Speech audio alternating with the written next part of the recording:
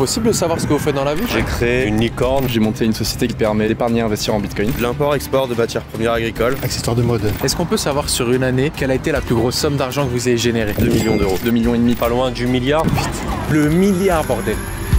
Salut, c'est Loïc, bienvenue dans cette toute nouvelle vidéo YouTube où j'ai le plaisir de vous retrouver les amis. Aujourd'hui, où est-ce qu'on est? On est à Paname, avenue Montaigne, il fait ultra beau. On va aller choper les multimillionnaires qui se dandinent dans la ville pour leur demander comment êtes-vous devenus riches, comment atteindre un tel niveau de richesse. Les gars, ça m'intéresse, ça vous intéresse. Lulu, est-ce que t'es bouillant?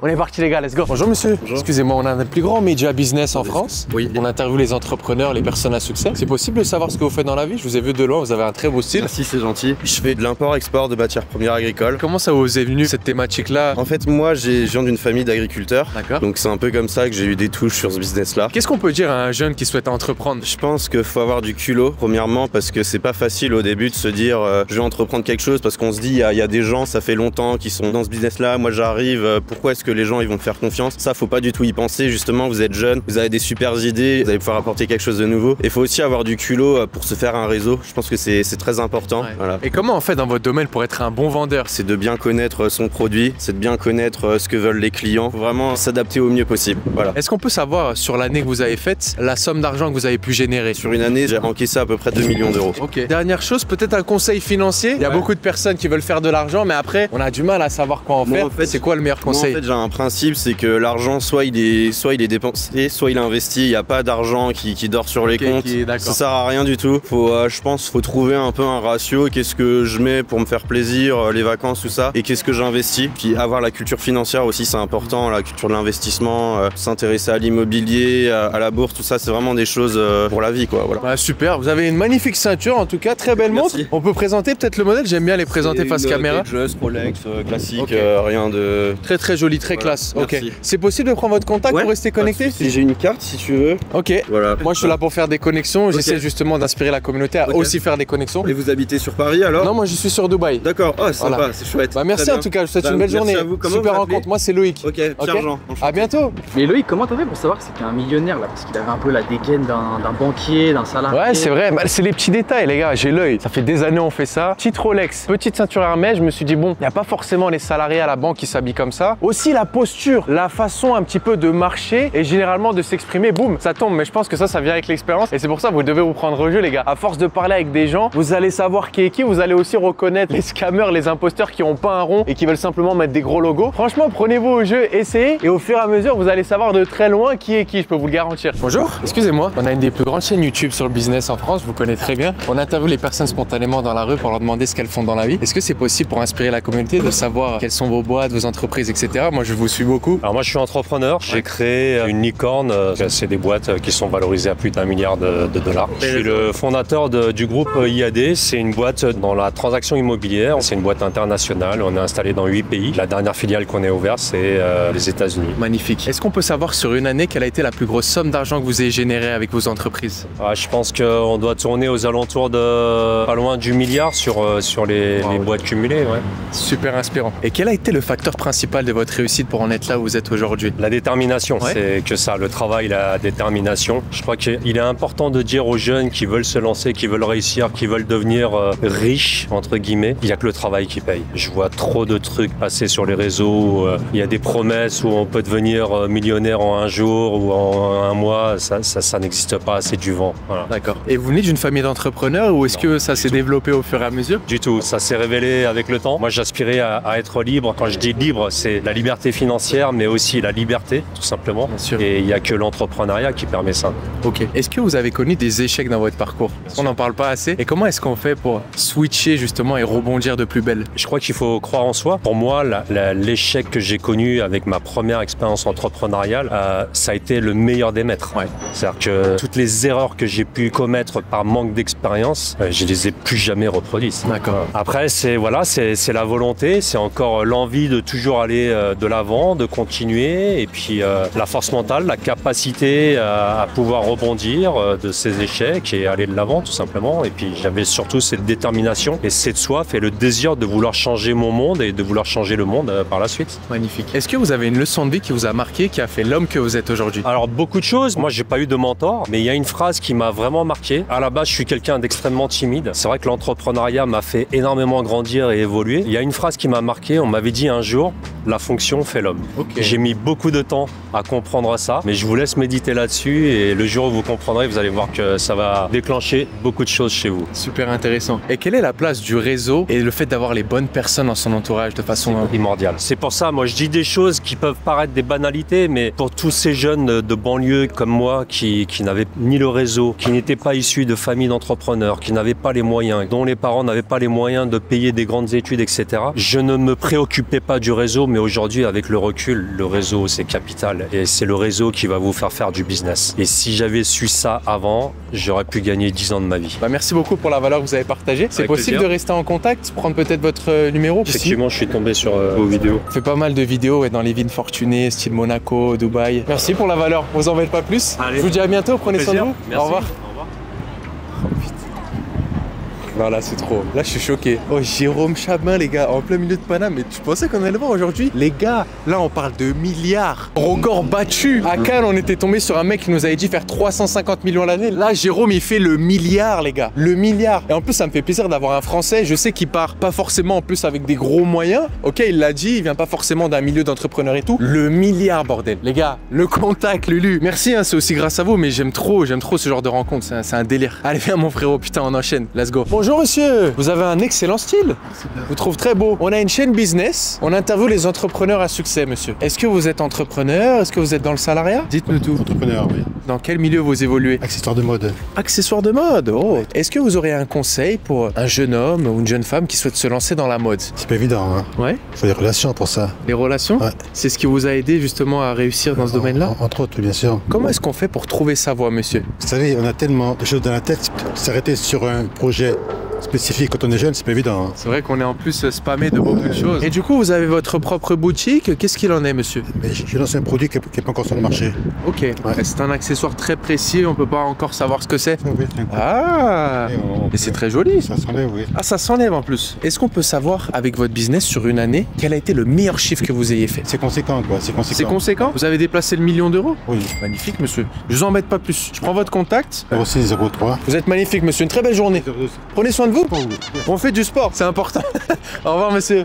Bon là je peux pas la voler les gars. Il était à 2 doigts de partir. Je prends, moi je force. J'ai pris le contact, millionnaire. Il avait la classe, on devait l'intercepter. Par contre Lulu, il m'a touché un peu le bras, ça je sais pas si on accepte.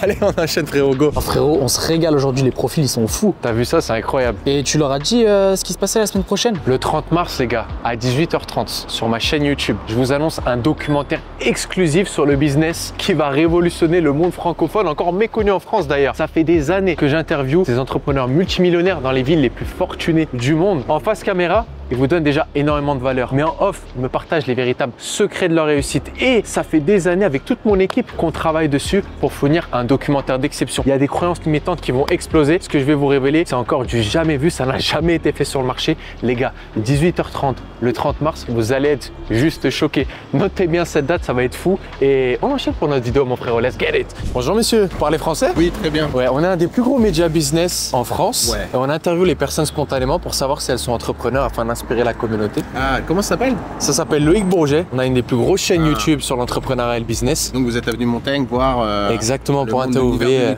Ok. C'est ça. Je suis pressé, mais Ouais. alors dites-moi. Est-ce que c'est possible de savoir ce que vous faites dans la vie? Si vous êtes entrepreneur, vous avez votre compagnie? Entrepreneur, je suis venu voir mon premier client qui est le groupe LVMH, voir les prochaines collaborations que nous allions avoir ensemble. D'accord. Et dans quel domaine vous évoluez du coup? Dans le digital, dans les social media, voilà ce que vous faites un peu. Ok, Dans sympa. le conseil. Ça fait combien d'années que vous êtes dans ce domaine, monsieur? Dites-nous tout. Ça fait 10 ans. Quel a été le plus gros facteur de votre réussite, vous pensez, pour performer dans un domaine qui est quand même très concurrentiel comme le vôtre? Il faut jamais lâcher l'affaire, il faut croire en ses capacités, il faut se remettre en question régulièrement parce que le monde change, hyper important. Et il faut aussi avoir confiance en sa bonne étoile, il faut rester positif. Un beau message, ça, c'est vrai. Et comment est-ce qu'on fait pour être un bon vendeur, monsieur? Il faut écouter la personne en face parce que finalement, quelqu'un qui doit vendre doit comprendre en fait les solutions qu'il va pouvoir apporter à son acheteur. Donc écoutez. Est-ce qu'il y a une leçon de vie qui vous a marqué, qui a fait l'homme que vous êtes aujourd'hui? Et l'homme que je vais devenir, j'espère. Aussi. Les échecs. Chaque échec, en fait, effectivement, sur le moment, on est un peu dépité, on n'est pas bien. Mais en fait, le fait de se relever et de repartir avec des nouvelles idées, faut apprendre des échecs. Est-ce que vous pouvez nous dire, pour inspirer la jeune communauté, sur une année, quelle a été la plus grosse somme d'argent que vous avez pu générez avec votre entreprise? Ça, je vais pas en parler. L'argent ne doit pas être uniquement le but. Si tu vas pas au boulot le matin en disant putain c'est génial, j'adore ce que je fais, etc. Bah en fait, voilà. L'argent ça arrivera naturellement. Il faut savoir respecter les échecs, avoir meilleur que soi et s'inspirer de meilleur que soi. Et puis voilà, être humble. De très belles valeurs. Merci pour le partage. Je prends juste votre contact si ça vous dérange pas. Votre nom, vous m'avez dit? Aurel. Merci beaucoup, allez, merci ciao. pour le temps. Salut. À bientôt. Bon les gars, je voulais que ça parle concrètement oseille, mais bon, je sais très bien que monsieur est plus que millionnaire. Il a partagé des très belles valeurs, très intéressant. Client LVMH, j'ai kiffé les gars. Allez, viens mon Lulu, on enchaîne, let's go. Bonjour monsieur.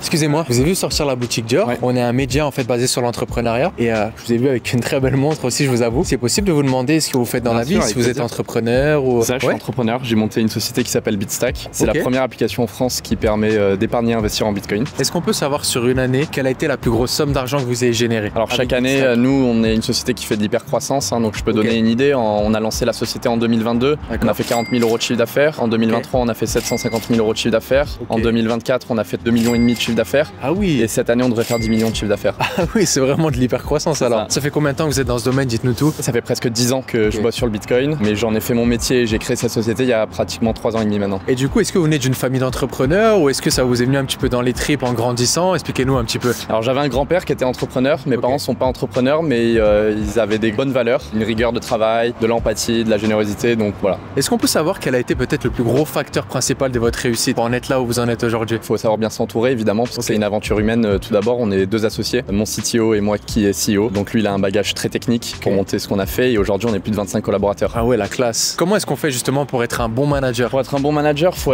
avoir une écoute attentive, faut comprendre d'où la personne vient, ce qu'elle essaie d'accomplir, et moi en tout cas mon travail aujourd'hui avec toute mon équipe c'est de les équiper au mieux pour qu'ils soient qu'ils puissent vraiment développer leurs compétences et qu'ils fassent le meilleur de leur travail, quoi. Magnifique. Est-ce que vous avez une leçon de vie qui vous a marqué, qui a fait la personne que vous êtes aujourd'hui? Vous avez quel âge d'ailleurs? J'ai 28 ans. 28 ans, ok. Vous êtes jeune. Ouais. J'ai toujours eu une appétence pour l'entrepreneuriat, j'ai toujours l'aspect un peu libre de pouvoir monter un projet et surtout avoir un impact. Parce que pour moi aujourd'hui, si on va avoir un impact, il faut le faire soi-même. Il faut développer des choses, il faut innover, il faut toujours challenger le status quo, mais en même temps, avant d'entreprendre, je pense qu'il faut d'abord passer par des parcours où on apprend d'abord de d'autres personnes. Moi, j'ai bossé pour d'autres entreprises avant de démarrer la mienne, histoire de comprendre un peu comment tout fonctionne. Et une fois qu'on se sent prêt, comme moi j'aime bien dire quand on me pose la question, quand les étoiles s'alignent ou les planètes s'alignent, là et on se sent prêt, on peut démarrer. Ok. Il y a beaucoup d'entrepreneurs, ils ont une bonne idée de business, mais ils n'arrivent pas à la déployer. Comment est-ce qu'on fait pour vous? Alors la phase, moi ce que j'appelle 0 à 1, en tant qu'entrepreneur, on doit tout faire. Mon associé et moi, on a fait la première année uniquement à 2, et même si après on a eu des collaborateurs qui nous ont rejoints, on est resté extrêmement opérationnel. Ça va du support client à de la vente, à un peu de RH, de la finance, du produit, de l'ingénierie, etc. Par contre, effectivement, quand on veut amener son business à une étape un peu supérieure, là, il faut savoir s'entourer de gens qui sont beaucoup plus intelligents que nous sur des métiers d'expertise, donc des métiers de finance, produits, conformité, etc. et savoir déléguer. Et après, son rôle, moi notamment le mien, évolue beaucoup plus sur la communication de la vision. C'est vraiment la bonne analogie, c'est le capitaine de bateau qui donne un cap. Et donc, savoir donner le bon cap, savoir communiquer. Et nous, en fait, être ce qu'on appelle un enabler, c'est-à-dire leur donner tous les outils en main pour que eux, en tant qu'experts métiers, puissent faire leur travail. D'accord. Et c'est quoi le meilleur conseil qu'on vous a donné durant votre jeunesse? Il faut à la fois savoir faire confiance aux gens, mais pas faire confiance à tout le monde et pas à n'importe qui. Donc je pense que surtout quand on s'entoure dans son business de collaborateurs, il faut savoir leur faire confiance, mais à la fois il faut savoir aussi prendre des risques. Et ça c'est un autre point important. Je pense qu'un entrepreneur il doit savoir prendre des risques. Et moi ce que j'appelle toujours un risque mesuré ou un risque calculé. Parce que quand on parle de risque, les gens pensent qu'il faut juste foncer la tête baissée. C'est pas exactement ça. C'est prendre des risques, ça veut dire faire des choses que les autres n'auraient pas l'audace de faire, mais c'est toujours des risques calculés. Ah, merci, c'était une très belle interaction. C'est possible de garder le contact? Yes, carrément. Magnifique. Et votre prénom du coup? Alexandre. Bah, merci beaucoup. Vous êtes de Paris, vous m'avez dit de toute manière. On est basé à Paris, on pourra se boire un petit café, discuter business ensemble. Vous embête pas plus. Merci. Belle journée en tout cas, à bientôt. Bon écoutez les amis, on a passé une journée incroyable ici à Paris. Des entrepreneurs milliardaires en fait, je ne pouvais pas vous fournir mieux. Je vous rappelle que la semaine prochaine, le dimanche 30 mars à 18h30, je lâche une bombe. Un documentaire exclusif sur le business avec une toute nouvelle stratégie encore méconnue en France qui allie intelligence artificielle et réseaux sociaux. Si tu veux atteindre ta liberté financière, note-moi ce rendez-vous parce que ça va être juste fou. Je vous attends la semaine prochaine les amis et en attendant, je vous souhaite une excellente journée ou une excellente soirée. Je vous dis à très bientôt sur la chaîne YouTube. C'était votre dialogue, prenez soin de vous. Ciao ciao à tous les gars.